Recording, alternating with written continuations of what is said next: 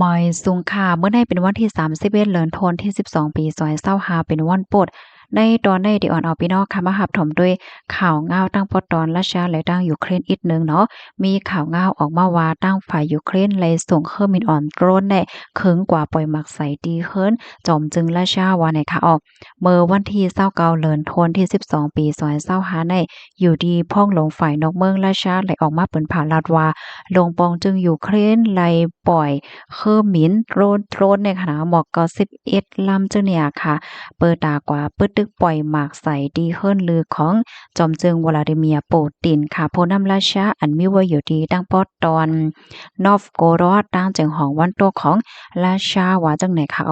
ลองเฮ็ดตั้งสร้างจังหนังในตั้งฝ่ายราชาเขาได้ก็หันถึงว่ามันเป็นรองเฮาเกียมแต่และราชาเนี่ยก็กะติไลตอบแทนคืนว่าเฮ็ดจังไหนยาวไหนค่ะ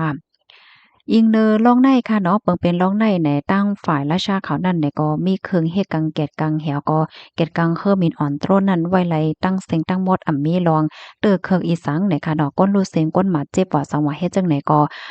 มีเนี่ยค่ะเกี่ยวเลยลองในค่ะตั้งฝ่ายจอมจึงอเมริกันเนี่ยก็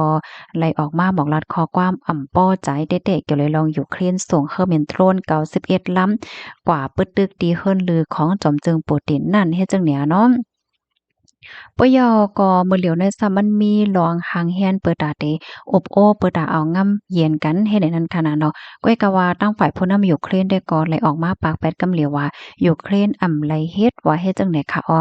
ยูเครนลาดว่าลงอันตีราชาเขาไหลออกมาเปิ้นเผาลาจังหนังในเขาแปดเขาเลียนก้อยเยื่องอ้านเยื่องหมายอันเขาออกมาลาจังไหนได้ก็เปิดตาหาลองหาตั้งมันเหี่ยวก็หนังหือลงปองจึงราชาแน่ จางมีคอหนองเงินไขต่อยูเครน10กว่าเฮ็ดจังได๋ค่ะออนหน้าในแหนราชาเนี่ยก็ไล่ปึดตึกใส่เคิ้นตึกของลงปองจึงยูเครนหลายตีหลายตั้งที่ในเว้งหลงเขบและพ่องยามมื้อเหลียวเนี่ยก็เป็นขิงข้าวยามตีอัน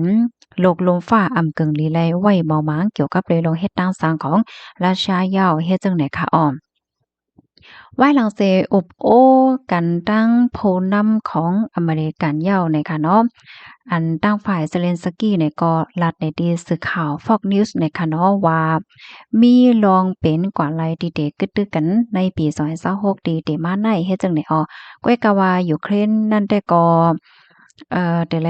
ว่าจังหือค่ะล่ะตาได้อ่องมานไลได้ก็สังว่าไลรับตั้งจอยที่อเมริกันได้ก็ได้เป็นลายจังนั้นนั่นค่ะน่ะเนาะ อันแค่ว่าได้ก็อ่าปางตึกได้ก็รับได้กึดไลในปี2026ดีเดมาในเฮ็ดจังไหน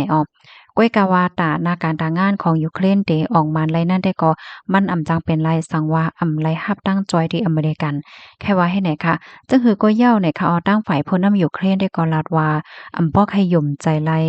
บ่ให้ยุ่มใจรัสเซียไลนั่นน่ะเนาะเมื่อเหลียวได้ดีกว่าจังหือเดมาจังหือในนั้นแต่ก็เฮ็ดไหนค่ะ ข้อมูลตอนในข่าวเนี่ยก็เลยปรีมาที่ห้องการข่าวไทยรัฐออกไว้เนี่ยค่ะ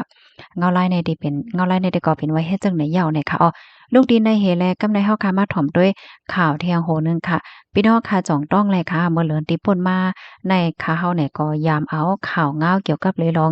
หลานจอมจึงเก่าค่ะเนาะมาลาดว่ามันนางแน่อยู่หลีเป็นไว้ตั้งเป็นแก่นสารเนี่ยค่ะเนาะในวันเหมือนเนี่ยก็มีข่าวเงาออกมาว่ามันนางนั่นรู้สิ่งสายใจกว่าเหย้าเนี่ยค่ะ เมื่อวันที่30เดือนธันวาคมที่12ปี2025ในก้นในนาหอต่อเฮิรนของทาเทนนาสลอตเบิร์กค่ะอันเป็นหลานสาว JFK เนาะลูกศิษย์สายใจกว่าเย้าพ้องอายุอาสักมี35ปีนะคะมานางในเป็นไว้ตั้งเป็นแขนสาวนั่นขนาดเนาะผัดยันปอมเมพี่น้องก็ในนาหอต่อเฮิรนกว่าเมื่อกลางในเจ้าวันที่30นะคะเนาะ เพราะว่ากลางในเจ้าวันที่30ได้ก็เมื่อเหลียวในคณะตีเมืองอเมริกาในตึกเป็นวันที่30กลางค่ำเฮ็ดจังได๋เนี่ยค่ะเมื่อเดือนธันวาคมที่11ตีป่นมานั่นค่ะมะนางเนี่ยก็ยามมาลัดนี้ลองตั้งเปิงเป็นภาวะจัดปานมะนางเนี่ยค่ะมะนางเนี่ยเป็นผู้สื่อข่าวฝ่ายสภาวะสิ่งแวดล้อมเฮ็ดจังได๋ค่ะนะมะนางเลยออกมาลัดว่าเป็นไว้ตั้งเป็นแคนเซาร์จันฮาวแฮงคักดอนฮาวแฮง เฮ็ดจั่งแหนยกบ่อยากเข้าในกอลาติมันนางว่าจังมีอายุอาสางสาใจกว่าไล่เที่ยงในถึงปีเหย้าเฮ็ดแหนมันนางในเป็นลูกหญิงสาวของ เอ็ดวินสลอตเบิร์กเนาะอันนี้ก็เป็นดีไซเนอร์ค่ะเนาะชื่อเสียงใหญ่เฮ็ดจังได๋ค่ะนะผู้ออกแบบเสื้อผ้าเสื้อโคหังเฮ็ดจังได๋ค่ะก็เนาะปยก็ Caroline Kennedy เนี่ยค่ะอันนี้ก็เป็นพ้องตางพ้องตางเก่าของอเมริกันเฮ็ดจังได๋นั่นค่ะน่ะเนาะบันนางในกฎท่าทบหันว่าเป็นตั้งเป็นแคนเซาร์เม็ดเลือดขาวเมื่อพ้องเหลินโทนที่5ปี224ตีป่นมันนั่นวายหลังเสมานางเกิดลูกก่อที่2ไล่อำป้อหึงสังเฮ็ดจังไหนค่ะให้ไลมานางก็ลาดความในอกในใจมันนั่นค่ะน่ะอันเตมันได้ก็มานางในคัดใจเป็นก้นหลีมาอยู่ตาสีกันเนาะคัดใจเป็นหลวนดีหลีคัดใจเป็นลูกเฮ็นดีหลีคัดใจเป็นน้องสาวดีหลีคัดใจเป็นลูกสาวดีหลีเปิดดาเดรักษาโตคิงมานางให้ป้ออยู่หลีกินหวานและสร้างปื้นหลีตอนดาโตเจ้าเก่าก้วยมก้าเปิดดาเดเฮ็ดสร้างตั้งหลีรักษาปื้นหังหลีตอนดาคือเฮิรนและเจ้าเนี่ยเนาะก็เพราะว่าเป็นหลานจอมจึงเก่านั่นค่ะนะเนาะจอมจึง JFK เนี่ยก็ได้เลยว่าชื่อเสียงใหญ่แท้ๆเนี่ยค่ะเนาะเพราะว่าเฮาขามาเลเพียนโดยปืนเนี่ยก็เป็นอันที่สนใจเด็กๆค่ะเหมือนจังหนังดีกว้างเฮิรเหม็นดีนิวยอร์กเนี่ยค่ะนะ JFK เนี่ยชื่อห้องว่า JFK ในเหย้าในค่ะเอาเปิ้นก็ตั้งชื่อไว้จังไหนให้ไหนค่ะเนาะเปิดตาเอากงหมุนจอมจึงก็เก่าไว้ให้จังไหนค่ะข้อมูลตอนในค่ะเลยปีมาที่ห้องการข่าว BBC ออกไว้เนี่ยค่ะ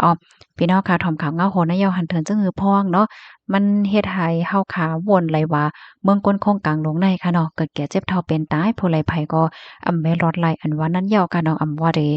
หังเลกาหือว่าเดเป็นก้นมักก้นมีก้นใหญ่ก้นหลง